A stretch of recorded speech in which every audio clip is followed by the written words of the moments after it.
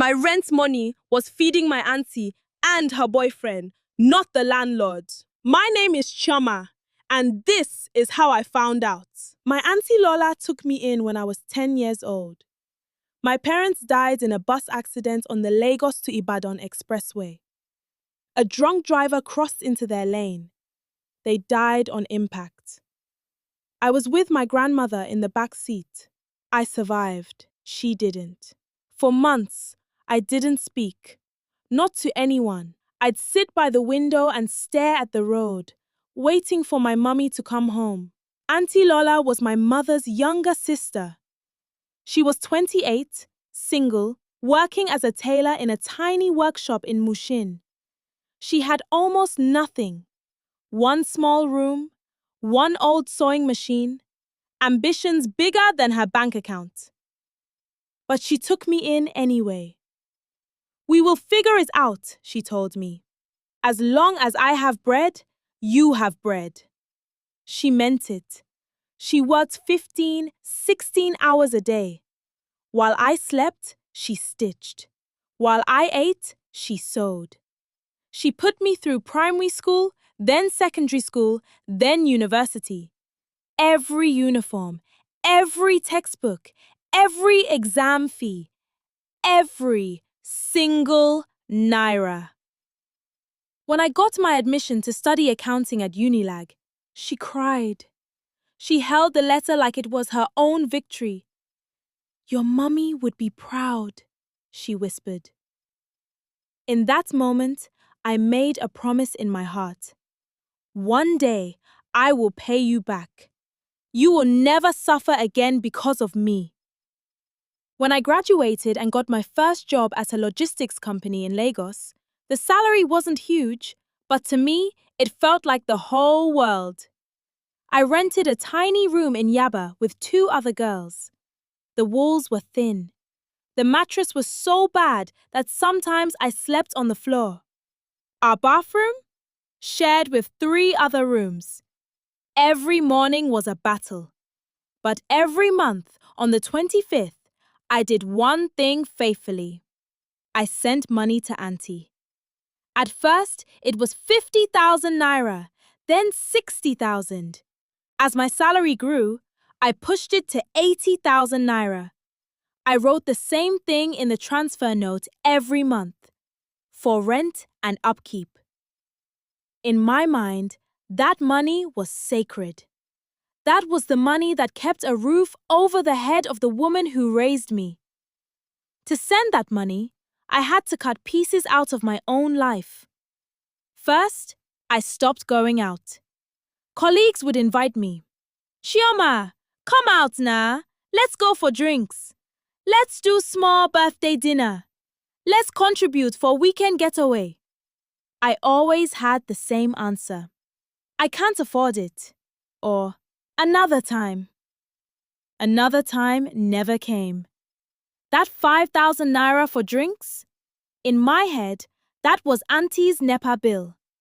That 3,000 naira for suya? That was Auntie's food for 2 days. Then, I stopped dating. There was a guy at work, Emeka. Tall, gentle, always smiling like life was simple. He liked me. I liked him too. One afternoon, he walked up to my desk. "Chioma, after work, let's go to ERBC's for amala. My treat." A plate of amala shouldn't be a big decision, but I checked my account in my mind. Salary minus transport, minus feeding, minus savings, minus Auntie's 80,000. I saw one thing clearly.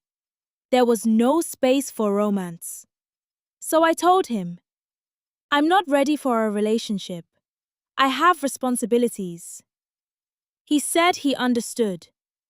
Weeks later, he stopped asking. Months later, I saw him holding hands with a girl from marketing. It stung. But I swallowed it. I told myself, it's fine. Auntie comes first. I stopped taking care of myself. My wardrobe was full of clothes from university days. Faded trousers, 2 good office blouses that I rotated like uniform. When asking by boutiques and saw mannequins wearing fine dresses, I'd look away. My hair? Braids maybe twice a year, when I couldn't hide the roughness anymore. Most of the time, it stayed in a tight bun, held by rubber bands begging for mercy. The little self-care I could have done, I converted to Auntie's upkeep. And you know the funny part? I didn't resent it. Not at first. I loved her. She deserved comfort after everything she had done. I didn't know that my sacrifice had quietly turned into her lifestyle.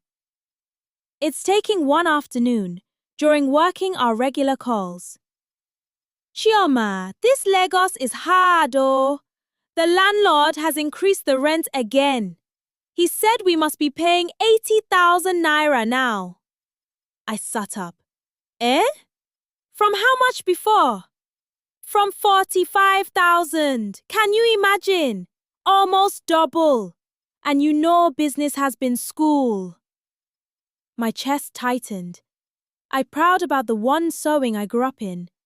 I pictured her sitting there, tired, surrounded by fabric and thread.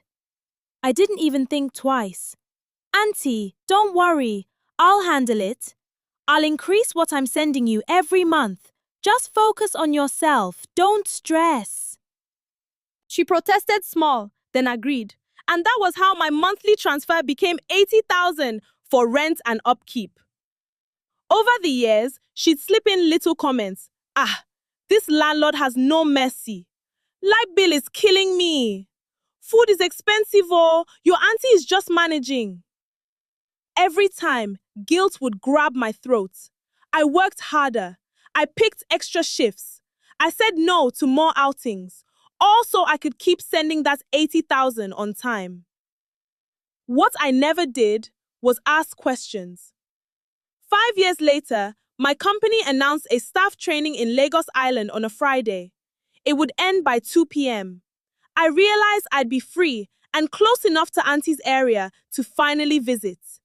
I called her in the morning. Ah, Chioma, you're coming. Come on. She sounded almost nervous. Just call me when you're close. After the training, I took a bus, then a keke, then walked the familiar street to her compound. My heart was beating fast. I hadn't been there physically in years. Most of our connection lived on phone calls and bank transfers. When I got to the gate, the security guard was new. He looked me up and down. Yes? Who you dey find? I'm looking for Madame Lola, the tailor. She lives in room 3. He nodded. She dey, na her man just comot. I blinked. Her what? He shrugged. Her man, the big man. He dey come here steady. Big man? Since when? I forced a smile and climbed the stairs. The corridor smelled the same. Old paint, kerosene, and someone's stew. I knocked on Auntie's door. She opened it halfway, then froze. Chioma? Auntie! I hugged her. She felt softer, rounder, not the sharp-boned woman from my childhood. Ha! You didn't tell me you were so close, she said, stepping aside to let me in. The place is somehow. Don't mind me. I stepped inside, and my feet stopped. This was the same one room I grew up in. Same size, same tiny window. But it didn't look poor anymore. There was a small leather sofa where the plastic chairs used to be. A flat-screen TV mounted on the wall. A rug, curtains that matched. On the table, 2 empty wine glasses. Not plastic cups, real wine glasses. My eyes moved to the bed. On the bed were 3 handbags, carefully arranged like display. One looked like a Louis Vuitton-style tote, the kind you see in Instagram pictures. Another looked like a Gucci-style crossbody. The third had that big designer look I recognized from magazines. I walked closer. Auntie, these bags are fine, oh? She waved her hand, suddenly flustered. Ah, leave that one. They are just good copies, my dear. You know now, woman must look presentable. I knew about good copies, not the 5K fake ones in traffic, the ones they sell in certain Lagos markets that can cost 80,000, 100,000, even 200,000 if you're not careful. I did a silent calculation. Even one of these good copies was worth months of my own sacrifices. The parties I skipped, the dates I refused, the clothes I never bought. Suddenly, the room felt smaller, tighter. Your place looks nice, Auntie, I said slowly. You've really upgraded. She smiled, adjusting her wrapper. Ah, it's God, or we thank God. Then I noticed something else. By the bathroom door, a pair of men's slippers. Not old and ragged, new, big size. Are you sharing the room with someone? I asked, trying to sound casual. She hesitated for half a second. Ah, that's my friend's own. He came to help me fix something. 2 wine glasses on the table, a man's slippers, 3 good copy designer-style bags, a wall-mounted TV, new curtains, and every month, the same crying voice on the phone.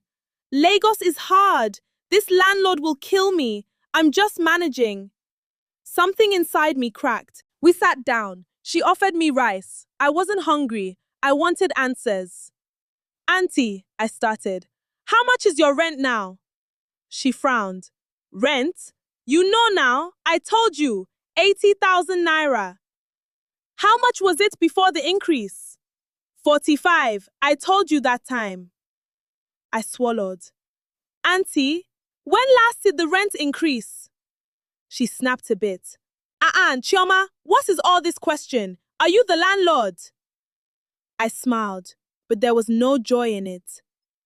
Actually, I asked the caretaker downstairs. He said your rent has been 45,000 naira for the past 10 years. No increase. Silence. Her face went blank for a second, then hardened. So you came here to interrogate me after everything I've done for you? My voice shook.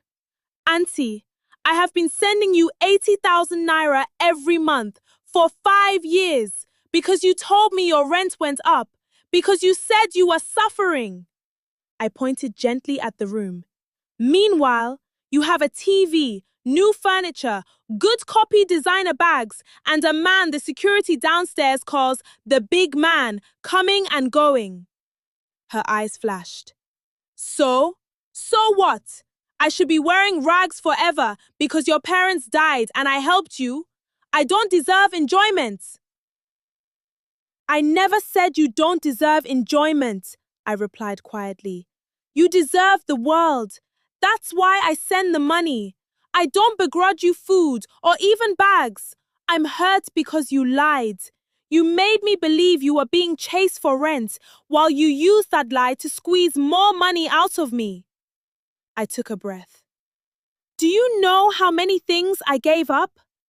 I don't go out. I don't date. I wear old clothes, all so I can send that 80,000 on time. I thought I was saving you from sleeping outside. I didn't know I was funding your soft life and your boyfriend. Her lips trembled, then she snapped. Well, it's my money once it enters my account. Did I hold gun to your head? You chose to send it. And that man you are calling my boyfriend is a good man who helps me. Have you ever sent me 1 naira extra when I didn't ask? I stared at her. Auntie, you asked. Every time you cried about rent, about landlord, about suffering, that was you asking, with your tears. She folded her arms. You young people are ungrateful. After everything I sacrificed for you, so 1 small TV and bag is now a crime. Something inside me cooled. I thought of little me, sitting on her bed, eating gari with groundnut. I thought of her staying up late, sewing my uniforms. I thought of my promise that she would never suffer again. And then I thought of Emeka, of saying no to love because I have responsibilities, of checking my bank app like it was my oxygen, of hearing her voice on the phone, shaking with fake fear of the landlord, while a man's slippers sat by her bathroom door. I stood up. Auntie, I will never forget what you did for me. Never. I am who I am because you took me in. But I will also never forget this feeling, how you turned my gratitude into something you could manipulate. She looked away. So what now? She muttered. You will stop sending money, Abi? I'll send what I can, I said slowly, but not like before. No more lies. No more inflated rent. If you need help, ask me straight. Don't use my parents' death as a tool to squeeze me. Her eyes flashed. Your parents are looking at you from heaven, she spat. They are ashamed. This one lands. Those words cut deeper than everything else. My voice broke. No, Auntie. They would be ashamed of this. I picked up my bag. Take care of yourself, I whispered, and walked out. That was the last time I cried over that room. She called me weeks later. I looked at the phone, and I let it ring. My rent money was feeding my auntie and her boyfriend.